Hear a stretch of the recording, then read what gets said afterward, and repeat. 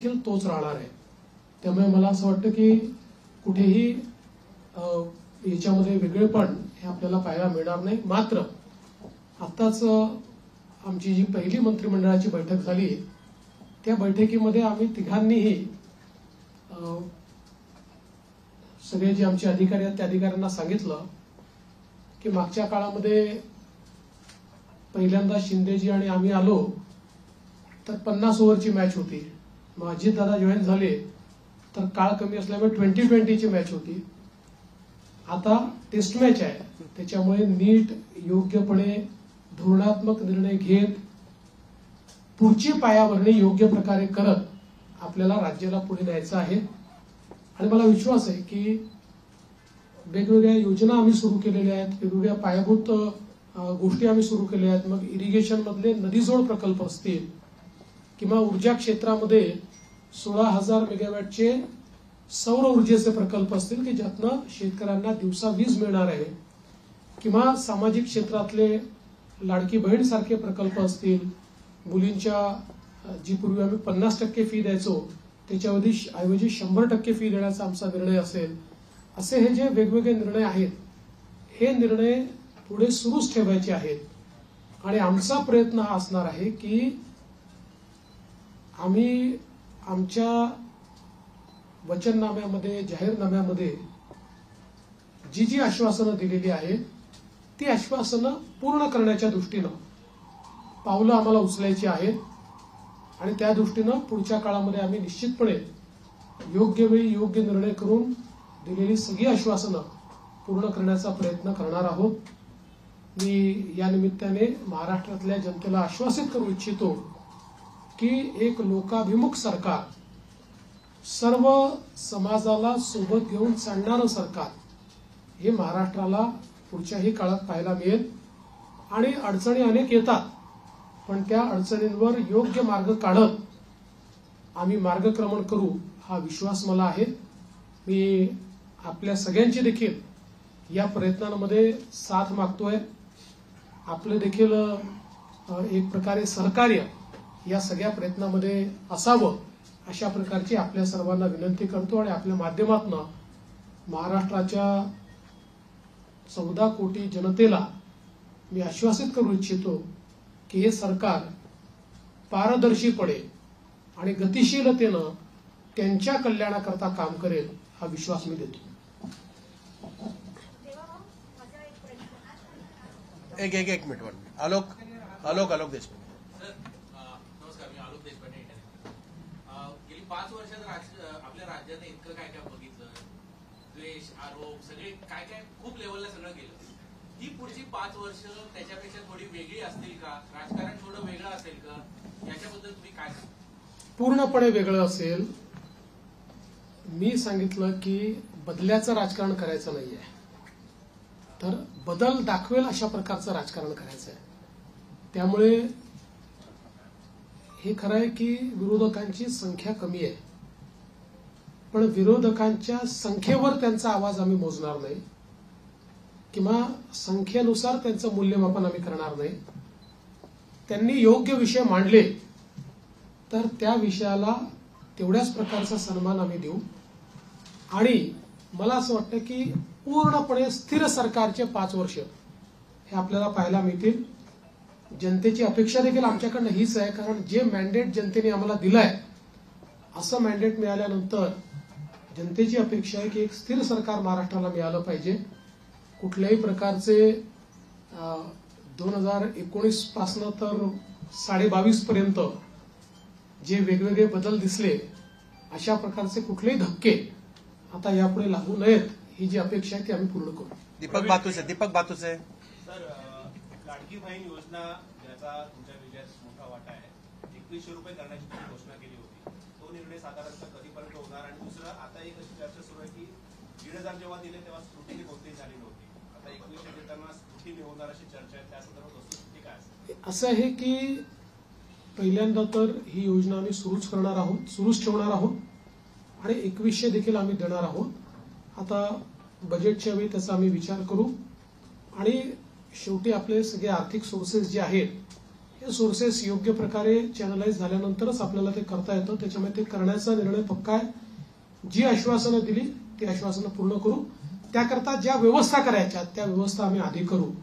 स्क्रुटिनीचा जिथपर्यंत सवाल आहे तिथपर्यंत एवढंच आहे की निकषाच्या बाहेर जर कोणी घेतलं असेल, निकषातला जो असेल त्याला कोणालाही त्यातनं कमी करायचं नाहीये. पण काही तक्रारी आल्या आहेत की निकषाच्या बाहेर मिळालेला आहे.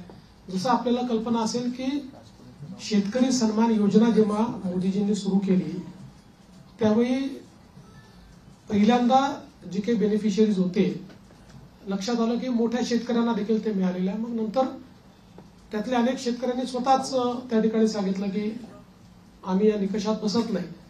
मला असं वाटतं त्यानंतर ती स्थिर झाली. अशाच प्रकारे जर ॲपरंटली या योजनेमध्ये काही ज्यांना आपण निकष त्या निकषाच्या बाहेरच्या आमच्या बहिणी मिळाल्या तर त्याचा पुनर्विचार होईल. पण सरसकट काही पुनर्विचार वगैरे करण्याचा विषय नाही. अभय देशपांडे.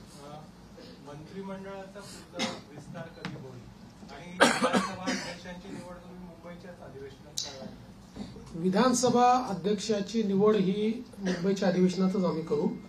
कारण नियमच असा आहे की शपथ झाल्यानंतर अध्यक्षाची निवड करावी लागते. अध्यक्षांच्या निवडीनंतर राज्यपालांचं अभिभाषण करावं लागतं. त्यामुळे ती सगळी प्रोसेस आताच आम्ही मंत्रिमंडळाने शिफारस करून राज्यपालांना पाठवलेली आहे की 7, 8 आणि 9 या 3 दिवसात ही शपथ घ्यावी.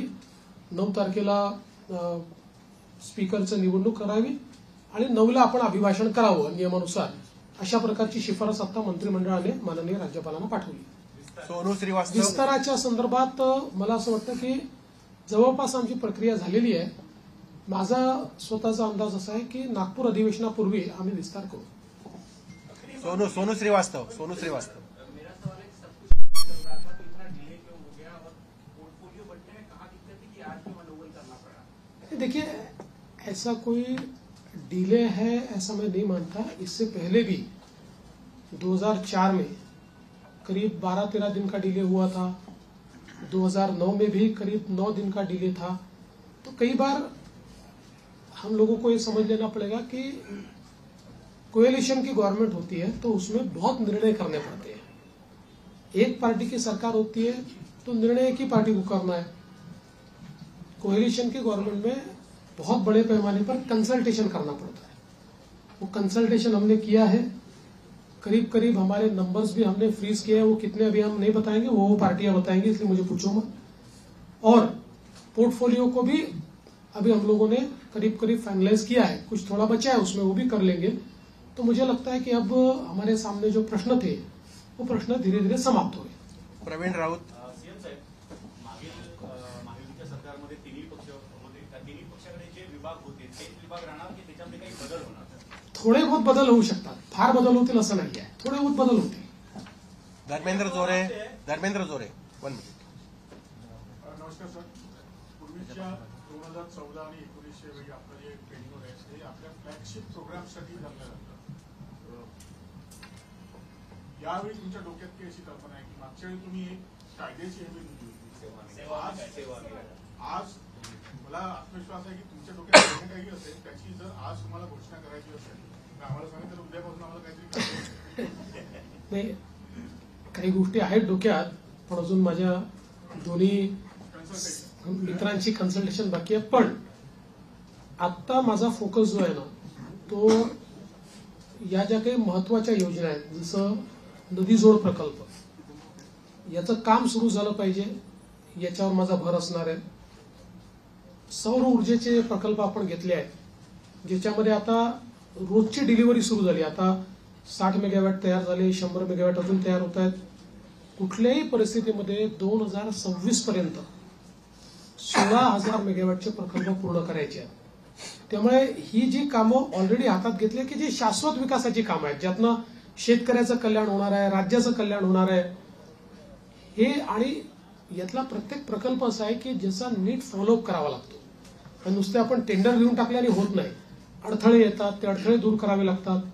त्यामुळे मागच्या काळातली जी आमची एक वॉर रूमची पद्धत होती माननीय शिंदे साहेबांनी देखील ती सुरू ठेवली होती. पण ती अधिक इफेक्टिव्ह कशी करता येईल असा माझा प्रयत्न असणार आहे की ज्यातनं किमान जे फ्लॅगशिप कार्यक्रम आहेत त्यांच्याकरता आपल्याला ही वॉर रूमची अधिक त्याचा उपयोग कसा करता येईल.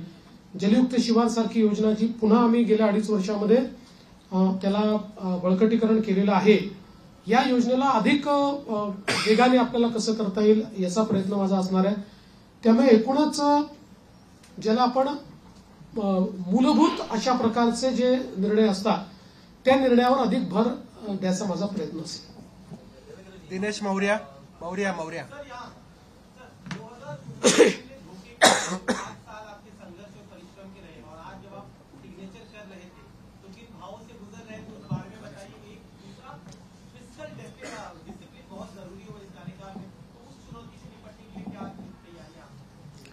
देखिए, मैंने आज जो पहली सिग्नेचर की है वो हमारा जो मुख्यमंत्री आरोग्य सेवा का कक्ष है, उस कक्ष में एक कैंसर रुग्ण को बोन मैरो ट्रांसप्लांट के लिए 5 लाख रुपए मुख्यमंत्री सहायता निधि से देने का निर्णय मैंने किया है. पहली साइन वो मैंने की हुई है. और यहाँ पर हालांकि मेरा अनुभव बहुत है और पिछले 10 सालों से 2.5 साल में विपक्ष नेता रहा, लेकिन 7.5 साल में सरकार में रहा, तो सरकार का अनुभव भी बहुत है. किंतु जिस प्रकार का मैंडेट इस समय मिला है, मैं ऐसा मानता हूं कि निश्चित रूप से उस मैंडेट का एक प्रेशर, जनता के प्यार का एक प्रेशर हमारे पर है और मैं उसको महसूस करता हूं कि जब अपेक्षाएं बड़ी होती है तो चुनौती भी बड़ी होती है, क्योंकि लोग आपसे अपेक्षा कर रहे हैं. तो निश्चित रूप से उसका प्रेशर मुझ पर है. और जहां तक फिस्कल डिसिप्लिन का सवाल है तो निश्चित रूप से उसके ऊपर हमको काम करना ही पड़ेगा, क्योंकि हमने बहुत महत्वाकांक्षी योजना की है. देखिए क्या होता है